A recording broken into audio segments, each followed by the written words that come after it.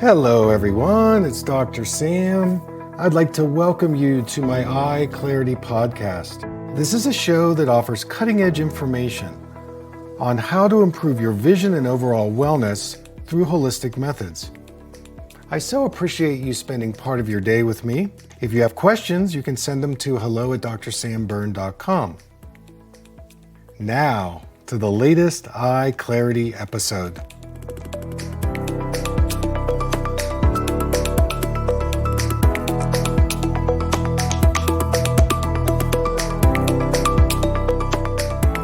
Hey folks, it's Dr. Sam and I want to welcome you to another EyeClarity podcast.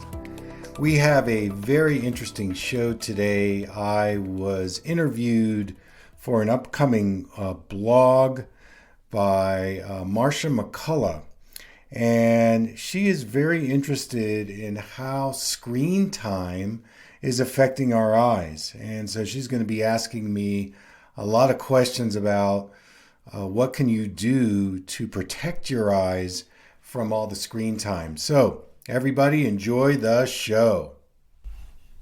Vitacost, which if you're not familiar, is a large online retailer of natural products owned by the Kroger Corporation. And so they put out blogs regularly, several times a week. And so really in this article, I want to focus on how people can protect their eyes against all the digital eye strain, especially since with people using screens even more with COVID. I think this is especially relevant right now. So I wanted to talk with you just about what people can do to protect their eyes and how these screens are affecting their eyes and so forth. So if you have any questions, I'll just dive right into the questions that I have for you. Yeah, please do. Yeah, please just fire away, and I'll do my best to answer. Okay.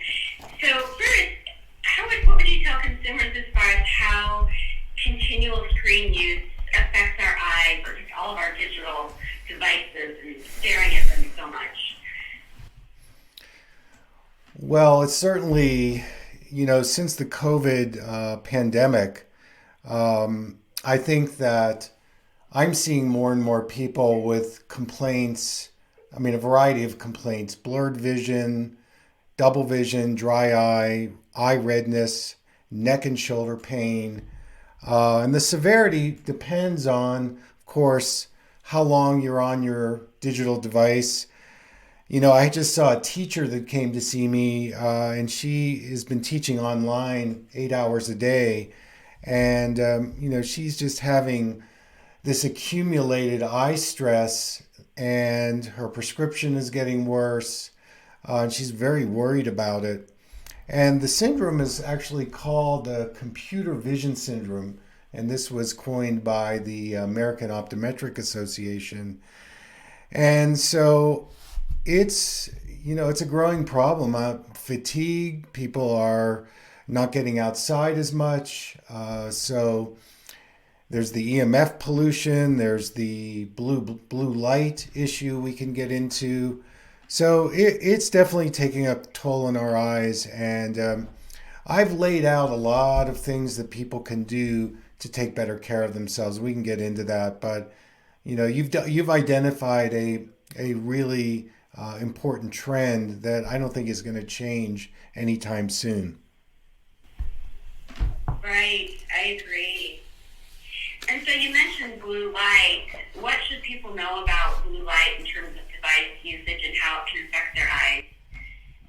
Yeah, so blue light is a very chaotic wave frequency. So it's a very short waveform, and not all blue light is bad for you, but between 400 and 460 nanometers, that segment of blue light is very damaging for the eyes. There was a research study that the French government put out that discovered that they found that excessive blue light exposure affected our eye health, our retinal health. It can accelerate things like macular degeneration, dry eyes. And this is across the board: phones, tablets, computers, LED light, TV. That blue light exposure, at the very least, is going to cause an accelerated form of eye strain and eye fatigue.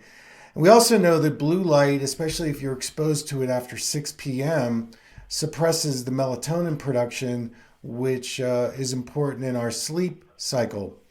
So blue light is definitely a very important piece to the puzzle. And that's why I recommend a couple of things. First of all, I think it's important to wear a blue blocker pair of glasses. That deflects the highest amount of blue light. You can also get things on your digital devices that also deflect some of the blue light. And then there are some dietary things that you can also do. There's carotenoids like the lutein, zeaxanthin, astaxanthin. These are plant-based. Well, astaxanthin is more of a marine-based, but their carotenoids are antioxidants that protect the macula from things like ultraviolet radiation and blue light exposure. So we're back to the more, eating the green leafy vegetables. I actually like the rainbow diet of, the fruits and vegetables that are important as antioxidants that support eye health and reduce oxidative stress and inflammation. And I believe that blue light is one of those factors, coupled with stress, visual stress, that creates a deterioration in your eyesight and vision. Right, okay. And with these blue blocker glasses, so is a person supposed to look for blue blocker glasses that specifically block like that 400 to 460 nanometer range? Yeah, that's a great question. In the marketplace these days, we've got blue blocking tints, which are yellow and orange, and they're blue blocking filters, which don't create a tint, but they block the blue light. So first of all, you're looking for a lens that's going to block in that range. My research found that my patients would come in and they'd say, I have the tint and it makes things too dark. It also creates an imbalance of color getting into the eyes, and it dilates the pupil too much, which negates what we're trying to do, because if you have a dilated pupil, then more of the bad light is going to get in. So about 5 years ago, I invented something called a blue blocking filter. So it doesn't make the tint, there's no tint in the lens, but what it does is it blocks the damaging blue light, it reduces the glare, it increases the acuity and clarity, but it doesn't create an imbalance of color getting into the eyes, and it also keeps your pupil at a normal state. So what I would recommend for people is they look for a blue blocking filter, and that's going to be healthier for their eyes. I sell one on my website, but they're readily available. So go for the filter over the tint, and that would be the best protection. Okay, wonderful. And then just kind of diving into exercises to help the eye combat all this digital eye strain. Are there a few key exercises that you recommend to people? Yeah, definitely. On my website, I have a whole section. It's free for people, and it's called the EyeClarity program. And I have many exercises on there that actually can help either reverse eye problems, or if you want to be proactive, preventing eye issues. So there are three main ones that I like. One is more of a eye, brain, body exercise, and that's called the Moro reflex. Most people have never heard of it, but the eyes actually originate from the brain. And so when we work with eye exercises, if we can engage the brain with the eyes, that is the most effective way. So in this Moro reflex, it's actually a movement pattern that you're moving with your body, your eyes, and your head. And what it actually does is it reduces the stress pattern in your brain. And when we're at a digital screen all day, our sympathetic nervous system is overworking. Our adrenals are working harder. We're producing cortisol, can affect our thyroid health. And so this moral reflex exercise is, I call it a stress buster. So if you do it for a minute or so, it rebalances your nervous system so that you're reducing your stress. Now, not just stress in the eyes, but also in the brain and the body. So the first one is the moral reflex integration. Number two is an exercise that combines palming and humming. So this, I discovered this many years ago, that when you can put sound into the eye tissue, it actually relaxes all the compressed tissue in and around the eyes. So the way you do this one is you rub your hands together for a few seconds, place the palms over your eyes. Your eyes are closed. You take a normal breath in through your nose. When you exhale, you make a humming sound, and you keep your mouth closed on the exhale.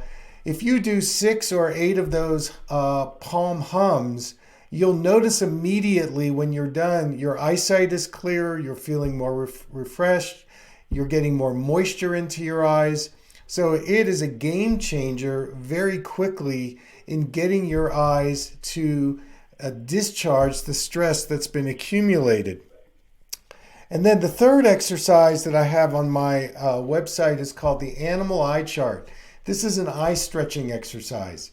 You know, like you stretch any muscle, what it does is it brings more blood flow and it relaxes the muscles. So in this particular stretching exercise, you're stretching each eye one at a time.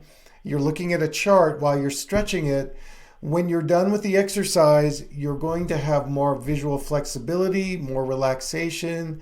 There's going to be a rejuvenation in your eye focusing. And so if you take a few minutes throughout the day and do these exercises, you're going to be able to recharge your eyes and regenerate the debilitating effects that the screen time has by interrupting your workday by doing these eye exercises. And they work really, really well. And so how, if someone's sitting at a computer, let's say 8 hours a day, how often should they do these exercises? Well, I would say once every 2 hours would be, a great program. And then the second thing that I would add here is something called the 20-20-20 rule. And this one you do every 20 minutes. Every 20 minutes you look up and out at 20 feet, and you do that 20 seconds. So when you release your focus at the screen and you look at 20 feet, you immediately release the muscles into a more relaxed state. And if you do that every 20 minutes, you just need to do it for 20 seconds. It again breaks that repetitive eye movement pattern that we get into. You've probably done this, I know I have, where you get so engaged in what you're doing that 2 or 3 hours go by and you're still staring at the screen. So you put a little timer on, and every 20 minutes you just take a break, you look up and out, and that's another really easy way to just break the cycle of the eye stress that starts to accumulate when you do a lot of screen time. Okay. And all of these exercises you discussed, are those also all appropriate for children? I just did a blog. It was a 3-part blog on children taking care of their vision through with all the online schooling that we're doing. And in this blog, I talk about these exercises are the best ones for kids. So absolutely. A couple other things about kids, just briefly. There are glasses that kids can wear. I call them stress relieving lenses. And if you go to a holistic eye doctor, he or she can calculate what is the best lens for up close. Now, this is very different than a regular eye exam where you're looking at a chart at 20 feet and you get a lens that corrects the blur for 20 feet. This particular lens is calculated based on a child's focusing response. And once you figure that out and you give them that lens, it's a very low magnification lens. You put the blue blocker in there. It actually can help reduce myopia and astigmatism. It helps prevent those things because it relaxes your eyes. It gives you more peripheral vision. So if you're a parent and you're concerned that your child is starting to lose their distance vision, I would seek out a holistic eye doctor who can do this kind of a test, because this stress relieving lens actually can be proactive at reducing the deterioration that's going to occur if you're in this, near focusing hour after hour, day after day. You go into what we call visual confinement, and this induces myopia or nearsightedness because your muscles get locked in up close. And then when you go get a distance prescription, that's just treating a symptom. This approach is actually being proactive. It treats the cause and it prevents myopia from occurring. Okay. And are stress-relieving lenses also appropriate for adults? Absolutely. Now, the tricky part is that for adults, if they're wearing a distance prescription already, what they can do is they can talk to their eye doctor about getting some type of a reduced prescription or a second prescription that would be calculated based on the computer or tablet or whatever. Now, if it's an adult who doesn't wear a distance prescription, then the calculation becomes a little easier and this stress relieving lens would be appropriate. The one thing for adults to stay away from is using bifocals or invisible bifocals for your screen time. And the reason is because progressive lenses, they create three different levels of trying to see through one lens, three different layers. And so what's happening is you're reducing your peripheral vision and you're focusing through a hole to have to see the screen. And there's a principle that I teach from, which is the wider the field, the bigger the lens that you look through. In other words, when it's one lens, the more relaxed your eyes are.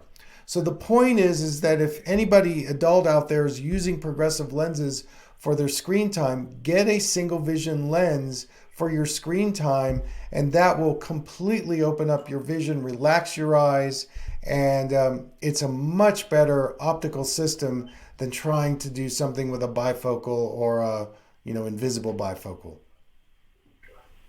Okay, wonderful point. And then this whole idea of relaxing the eye, I assume that all of the exercises you talked about all help relax the eye, correct? That is correct, yes. All of these exercises help the muscles relax. And, we have to bring in the mind and the brain and the body in this as well. But the whole idea is we want to bring another part of the nervous system in that's about relaxation, because when we're on screens, we're in the doing mode. We are do, and our muscles tighten up, compress, our breathing gets shallow, and then, as I said, our adrenals are overworking, our eyes dry out.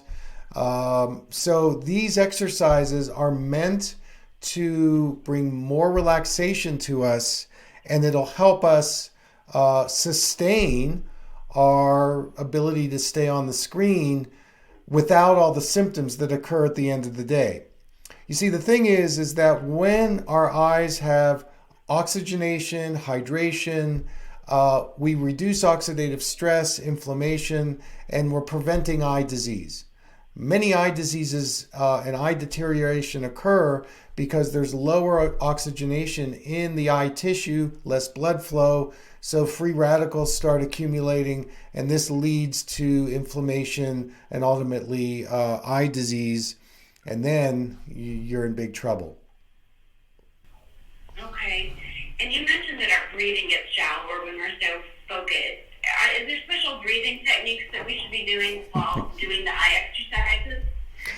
Well, it's interesting. When you do the palm and the hum, and you hum on the exhale, automatically your breathing is going to get longer, slower, and deeper. So it's a very cool way indirectly to improve your breathing pattern by making this humming sound on the exhale. I mean, there are more there are other breathing practices that you can do. I mean, it kind of depends on how much time you have. I mean, there's things like pranayama breathing and different kinds of yoga breathing. It depends on what you're interested in. Qigong exercises also can be beneficial that address the breathing as well. I would say anybody that's, working on screen time, you must pay more attention to your breathing pattern, because what I've noticed is we have a much shallower inhale and exhale the longer we're on the screen. So we need to develop a breathing practice that helps oxygenate our brain, body, bloodstream, eyes. So I would say yes, there's many ways to improve your breathing, and I think it's an important aspect. There's another point here that another way to oxygenate is to use aromatherapy. And you can use diffusers where you're diffusing some essential oils in your workspace. And in certain cases, you can use aromatherapy on your body, like things like eucalyptus or tea tree. These are highly oxygenating, and if they're high quality, they're not adulterated. Essential oils is another very cool tool that helps us oxygenate our eyes, brain, and body. And if people are attracted to that, they can use that technique as well. Okay, that's fascinating. So are there certain oils you would diffuse? Would you diffuse the eucalyptus and tea tree oil that you mentioned, or something else? Well, I might do kind of a more calming essential oil like lavender, or you could do, say, something like bay laurel or laurel leaf. So in other words, find an essential oil where you find the aroma pleasing. And, we know that lavender universally can help bring more peace and calming and less anxiety. And that's one that people, if they're not used to aromatherapy, lavender is one that, I know this one, it's familiar. So those would be, just the short list. And just find something that, feels good to you, and you like the smell, and then you're good to go, especially in the diffusing part of it, because that you can, if you're in a workspace, you can run that, and it does bring your heart rate down, and it improves your breathing. And so that's a really easy technique for support. Okay, wonderful. And are there any other tips you would like to offer as far as helping people relieve digital eye strain that we haven't already talked about? Well, I would be remiss to speak at least for a moment about eye drops. Now, not all eye drops are created equally. In fact, most eye drops that are in the pharmacy, with all the preservatives in them and the fact that they actually dry your eyes out even more. And then there's the pharmaceutical drops, which may help for symptoms, but there's other side effects. You're looking for a natural eye drop. Now, one that I use, that I've developed, is called MSM. And this is a sulfur-based eye drop. Sulfur is the third leading trace mineral found in the body. Sulfur helps us with inflammation, detoxification, it's moisturizing. So I've been able to put it into an eye drop, and people love it for all their digital time. You can get two percentages. I've made a 5% and a 15% MSM. So that's one idea. Another idea would be to do homeopathic eye drops. So probably the two famous companies are Optique and Similacin. The key is that when you're using these natural eye drops, wash your hands. And there's two techniques that I recommend. One is called the eye bath, and it's better to do this where you're lying horizontally, your eyes are closed, you take the bottle and you run the drops along the eyelashes, your eyes are closed a few times, and then you immediately open your eyes. You're going to get 6 to 8 drops immediately into your eyes. The second approach is eye massage, where you put a drop in the corner of each eye with the eyes closed, and then you take your fingers and you lightly massage your eyelids and eyelashes. You see, the eyelids and the eyelashes are a major lymph of the eye, and it's a place where inflammation really is increased, especially from all this screen time, so it affects our ability to produce tears. So these techniques, using the natural eye drops, and you want to use them 4 to 6 to 8 times a day. I mean, you really need to keep them by your screen and put them in every hour or two. These are therapeutic. They'll support, hydrate, and moisturize your eyes. 2 more points. It's important that you get enough healthy fats and oils into your diet. There have been studies that correlate dry eye with low fats and oils, so making sure you're getting those in your diet. And then for some people, this works really well. You can use a castor oil eye drop and massage it on the eyelids before bed. And this particular technique is very hydrating and moisturizing at bedtime, and it can keep your eyes from getting dry because they get mostly the most dry during sleep. So that's another technique as well. There are also herbal compresses you can use, red raspberry leaf tea or Eye Bright, golden seal. These herbal remedies used as compresses can also be very soothing for the eyes and the eyelids. So think plant-based, think natural, try to do preservative-free, and this will support your eyes to be hydrated and moisturized during the day and the evening. Okay, I have a couple of questions based on that wonderful discussion you just went through. Castor oil eye drops. Now, do they make those that you can buy, or do you just buy castor oil? There is a company in Boulder, Colorado. It's an Ayurveda company. If you Google it, it's a hexane-free organic castor oil eye drop. So there's no chemicals in it. It's organic. That would be the best one to get. Certainly you could use an organic castor oil, and the key is you don't need to put it in your eye. You just take a drop on your finger and you're massaging it lightly on the eyelids. So either one of those sources would work well for people. Okay, and you also mentioned healthy fats. Now, I believe I've read that GLA, the fatty acid, helps with dry eyes. I don't know if that's something that you've found in your experience. Yes, so definitely, the omega-3, you've got the DHA and the EPA part of it. I recommend people take anywhere between, maybe 1,000 to 2,000 milligrams a day of the omega-3. Our body doesn't produce that. And it's tricky because we've got vegans out there and the vegetarians. So where are they going to get their omega-3? There's algae-based fats and oils. There's, of course, the flax, avocado oil. There's different sources, but getting that balance of omega-3, omega-6, and omega-9, people tend to load up on the omega-6, which can create more inflammation. But other sources of omega-3 would be things like chia seeds or walnuts. So using organic, sprouted nuts and seeds work really well. Like a chia pudding in the morning is a very high omega-3 source, as an example.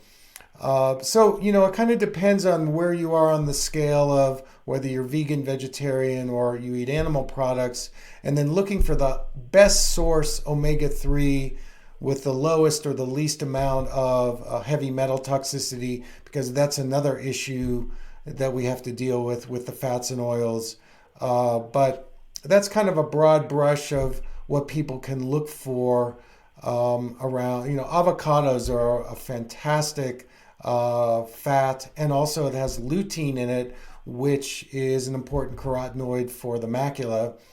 So looking for those kinds of things is the way to go. I wrote a book a few years ago called Taking It In. You can get it on my website. And I talk about what are the best foods for the eyes.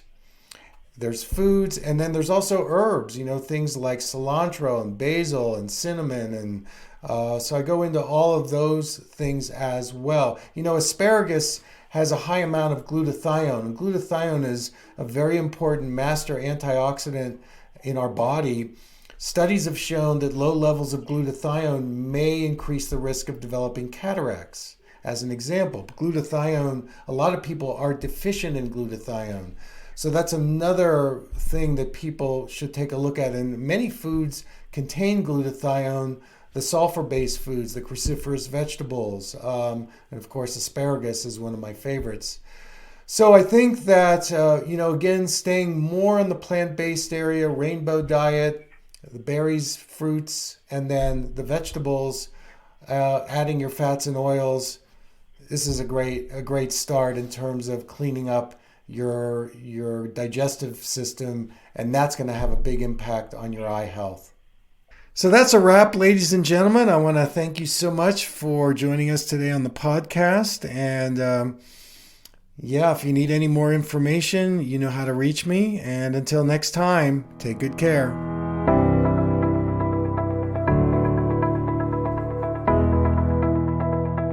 Thank you for listening. I hope you learned something from the EyeClarity podcast show today.